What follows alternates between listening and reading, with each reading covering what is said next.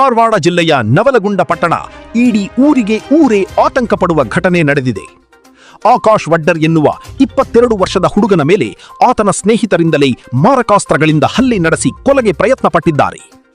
ಆಕಾಶ್ ವಡ್ಡರ್ ರಕ್ತದ ಮಡಿಲಲ್ಲಿ ಬಿದ್ದು ಒದ್ದಾಡುವಾಗ ಸಾರ್ವಜನಿಕರು ಹಾಗೂ ಪೊಲೀಸ್ ಸಿಬ್ಬಂದಿ ಎತ್ತಿಕೊಂಡು ಬಂದು ನವಲಗುಂದ ತಾಲೂಕಾ ಆಸ್ಪತ್ರೆಯಲ್ಲಿ ಪ್ರಥಮ ಚಿಕಿತ್ಸೆ ನೀಡಿದ್ದಾರೆ. ಗಾಯಗಳು ಗಂಭೀರವಾಗಿದ್ದರಿಂದ ಆಕಾಶ್ ವಡ್ಡರ್ನನ್ನು ಹುಬ್ಬಳ್ಳಿಯ ಕಿಮ್ಸ್ ಆಸ್ಪತ್ರೆಗೆ ಸಾಗಿಸಲಾಗಿದೆ.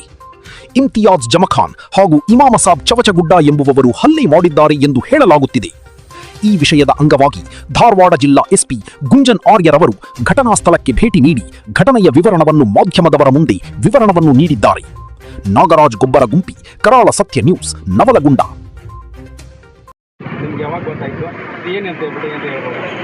ಮಧ್ಯಾಹ್ನ ಸುಮಾರು 1 ಗಂಟೆಗೆ ನಮಗೆ ಮಾಹಿತಿ ಬಂದಿದೆ. ನವಲಗುಂದ ಟೌನಲ್ಲಿ ಒಂದು ಸ್ಟಾರ್ಟಿಂಗ್ ಆಗಿದೆ. ಇಲ್ಲಿ ವಿಕ್ಟಿಮ್ ಆಕಾಶ್ 26 ನವಲಗುಂದ ಇಲ್ಲಿ ಸಾಕಿ ನವಲಗುಂದ ಟೌನ್ ಮತ್ತು 2 ಜನ ಆರೋಪಿ ಇಮ್ತಿಯಾಜ್ ಮತ್ತು ಇಮಾಮ್. ಈ ಥರ ನಮಗೆ ಮಾಹಿತಿ ಬಂತು. ಇಮಿಡಿಯೇಟಾಗಿ ನಮ್ಮ ಸಬ್ ಇನ್ಸ್ಪೆಕ್ಟರ್ ಘಟನಾ ಸ್ಥಳಕ್ಕೆ ರೀಚ್ ಆದಮೇಲೆ ಅವರೇ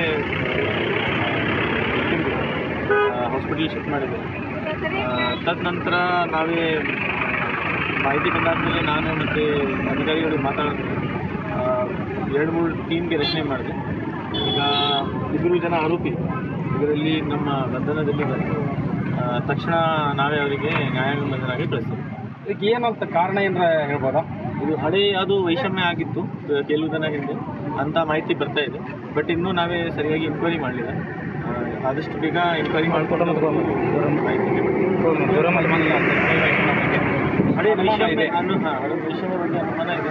ಬಟ್ ಎನ್ಕ್ವೈರಿ ಮಾಡಬೇಕು, ಯಾಕಂದರೆ ಫ್ಯಾಕ್ಟ್ಸ್ ಫಿಗರ್ಸ್ ಇಲ್ಲ. ಬಟ್ ಎನ್ಕ್ವೈರಿ ಮಾಡಿಕೊಂಡು ಸರಿ, ಡೌಟ್ ಇದೆ, ಕನ್ಫರ್ಮ್ ಆಗಿ ಏನಿಲ್ಲ.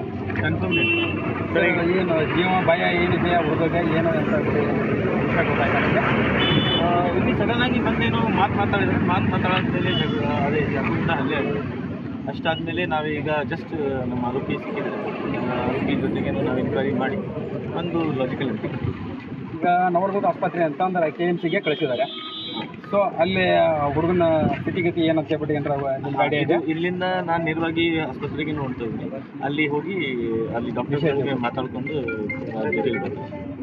ತುಂಬ ಧನ್ಯವಾದಗಳು ಸರ್.